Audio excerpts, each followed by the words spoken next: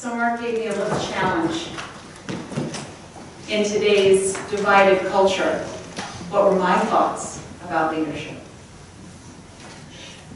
As an educator, much of my thinking about leadership places learning at its center. John F. Kennedy said, leadership and learning are indispensable to each other. And for this past year or so, that sentiment has come to mean more to me than it ever has before.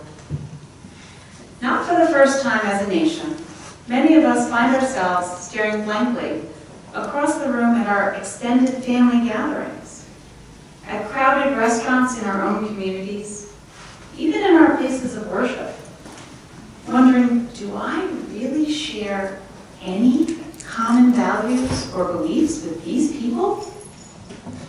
And how did we grow this far apart from one another in such a short period of time? And these may be the subtlest of such disturbing internal questions, swirling around that dark feeling that we cannot even recognize the people we thought we knew. A rare cognitive disorder, prosopagnosia, is also known as face blindness, an inability to recognize faces or store information about people in relation to our perception of them. People diagnosed with prosopagnosia generally have very severe neurological damage to the right hemisphere of their brains. Although there are no treatments for this rare disorder, those who suffer from it must learn to recognize other patterns that identify people. The way we walk, tilt our heads, or adjust our voices. Help those with face blindness to adapt.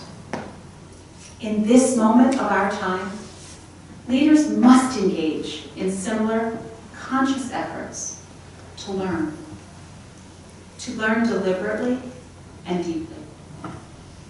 Leaders who kept learning at the center all along can say they've seen this moment of global prosopagnosia coming for decades now. While not a physical neurological injury, its social causes are very similar. Our undamaged brains make judgments every microsecond. To this point in our development as humans, we've handled threats such as predators or environmental hostility in social cooperation with each other. Cooperation that relies on the trust that accompanies shared perception. However, in 1968, Marshall McLuhan predicted that the technological rise of an information age would force our highly advanced societies back to tribalism. 1968. McLuhan explained that because we can't possibly absorb every data point or know so many people well enough to trust their judgment, our future would force us to rely increasingly on stereotypes. McLuhan said simply, when you give people too much information, they resort to pattern recognition. Learning is more important to leaders now than it has ever been in our lifetimes, precisely because of how well informed we think we are.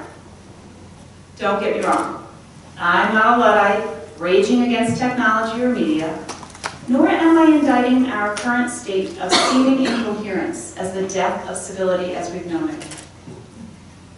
Rather, I'm emphasizing that learning, truly opening the deepest reaches of our minds to better understand alternative points of view, even if we're not ready to accept them, that learning is indispensable to our own leadership actions.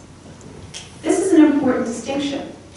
Learning is not the same as being informed. We're informed by any number of sources that McLuhan predicted would overwhelm our sensory abilities.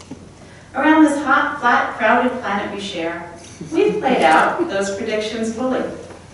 In our information-rich world, we seek the social safety of those who believe as we do, who speak as we do, who behave as we do.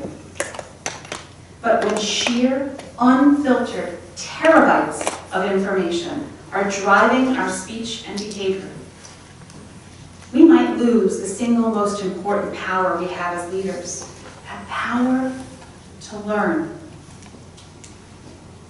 One of the greatest leaders of our time who placed learning at his center was Nelson Mandela.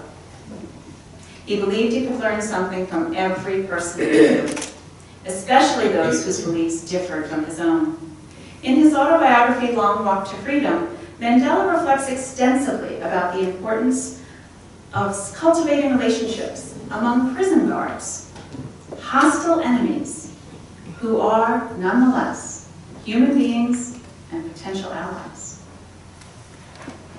In this way, Mandela replaced the socially isolating concept of the other with another, a human being with feelings, thoughts, and plans that are inextricably woven into a shared future, whether for the remainder of his incarceration or for the success of his historic presidency.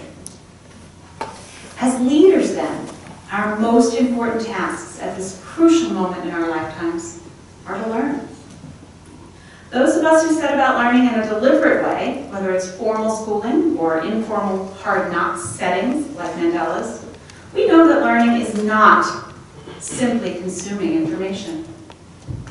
Learning is listening deeply when another voices a viewpoint that triggers dreaded feelings of social prosopagnosia.